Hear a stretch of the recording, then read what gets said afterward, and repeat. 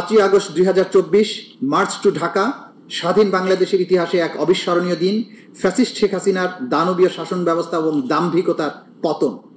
2024 সালের 5ই আগস্ট বাংলাদেশের ইতিহাসে এক বিভীষিকাময় দিন হিসেবে চিহ্নিত হয়ে আছে।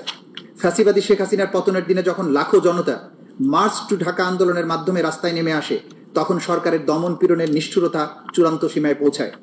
সকাল থেকে সেনাবাহিনী জানত শেখ হাসিনার শাসনের অবসান ঘটেছে, কিন্তু হাসিনার অনুগত পুলিশ বাহিনীর কিছু সদস্য বাস্তবতা অস্বীকার করে প্রাণপণে গণবিপ্লব রুখে দেওয়ার চেষ্টা করে।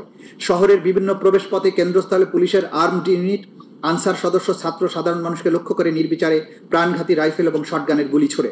চানখারপুল, শাহবাগ, রামপুরা ব্রিজ, বাড্ডা, মিরপুর, আজমপুর, আশুলিয়া, গাজীপুর প্রতিটি স্থানে রক্তাক্ত লাশ ছড়িয়ে পড়তে থাকে, যাদের অধিকাংশ ছিল কিশোর বা শিক্ষার্থী।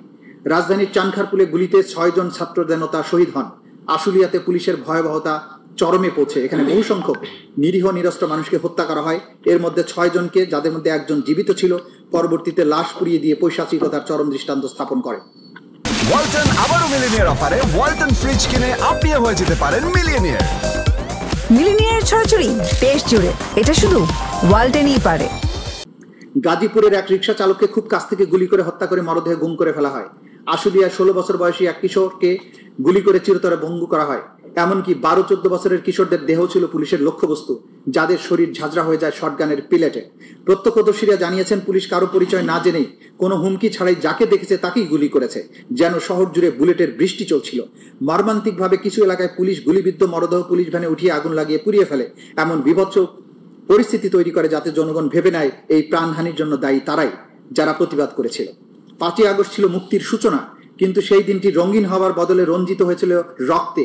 এটি ছিল হাজারো মায়ের কান্নার দিন, এক নিষ্ঠুর শাসকের শেষ মুহূর্তের হিংস্র সবল।